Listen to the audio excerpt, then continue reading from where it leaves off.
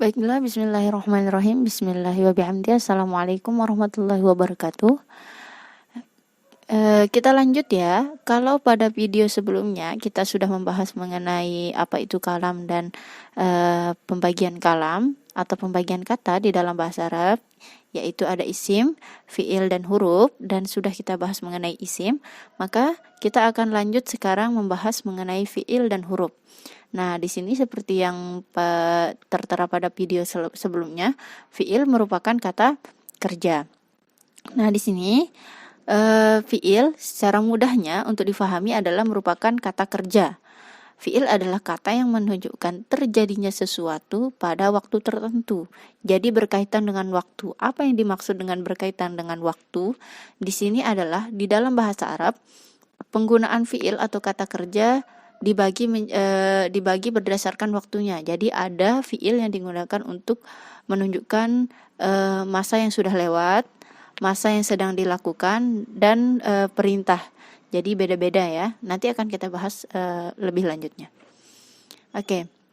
Di sini contoh fiil, contohnya nih. Yang pertama kataba, yang artinya menulis. Ada juga yaktubu, yang artinya sama menulis. Dan terakhir uktub, yang artinya tulislah. Apa bedanya di sini? Bedanya adalah mengenai keterangan waktunya. Kataba itu disebut dengan fi'il madi yang diartikan sudah atau pekerjaan yang sudah kita lakukan atau yang terjadi pada masa lampau. Contohnya sudah menulis. Sedangkan yaktubu merupakan bentuk fi'il mudhari yang menerangkan mengenai pekerjaan yang sedang dilakukan, yaitu sedang menulis. Jadi sedang menulis. Sedangkan uktub itu artinya tulislah, yang merupakan kata perintah. Inilah yang dimaksud dengan berkaitan dengan waktu seperti pengertian fi'il di awal tadi. Contoh yang lain adalah nasoro, sudah menolong. Yang suruh, sedang menolong. Unsur, tolonglah. Nah, jadi jika Anda menemukan kata bahasa Arab yang serupa bentuknya dengan contoh-contoh ini, maka itu adalah termasuk dalam kategori fi'il ya. Oke, selanjutnya tanda-tanda fi'il. Kita masuk ke tanda-tanda fi'il.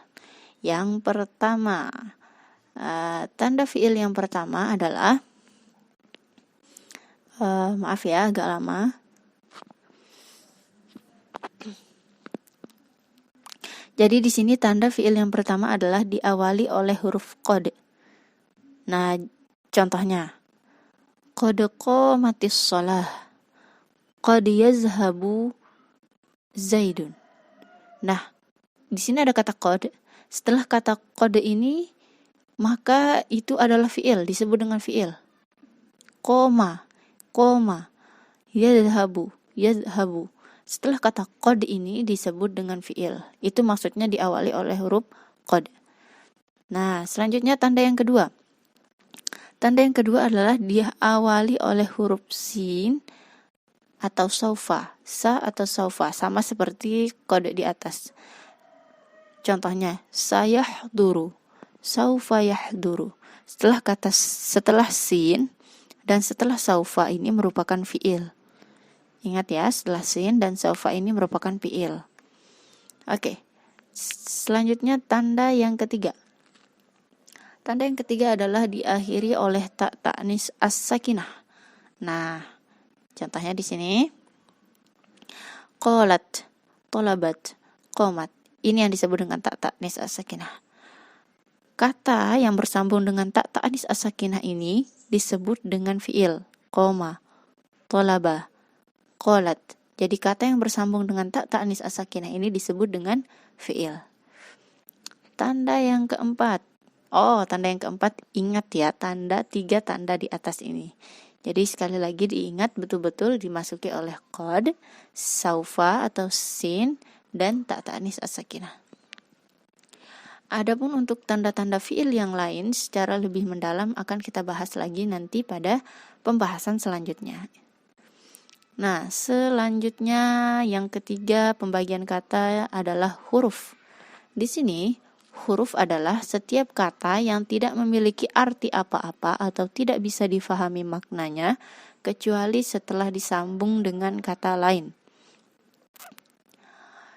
Contohnya, yang pertama ada min, ilah, an. Contoh yang lain ada an, ada in, hal, lam, dan masih banyak lagi. Nanti kita akan bahas pada pertemuan selanjutnya atau video selanjutnya. Jadi di sini maksudnya adalah huruf-huruf ini di dalam bahasa Arab tidak akan bisa kita pahami atau tidak memiliki makna yang jelas apabila dia tidak bersambung dengan huruf lainnya. Nanti bisa bersambung dengan isim, bisa bersambung dengan fiil, dan lain sebagainya. Jadi ketika dia hanya berupa huruf seperti ini, maka kita tidak bisa memahami maknanya. Sedangkan ketika dia sudah bersambung dengan isim atau fiil, barulah kita bisa memahami maknanya. Itulah yang disebut dengan huruf. Nah, di sini tugasnya adalah untuk lebih mengetahui sampai mana pemahaman kita mengenai dua pembahasan yang sudah kita bahas adalah carilah contoh 10 contoh isim, 10 contoh fiil, dan 10 contoh huruf di dalam Al-Quran. Lebih mudahnya ya, ketika sudah menemukannya, silahkan cocokkan dengan tanda-tanda isim atau fiil yang sudah kita bahas selanjutnya. Ya, itu dia sekilas mengenai pembahasan kalam ya, dan pembagiannya yaitu isim, fiil, dan huruf yang bisa saya jabarkan.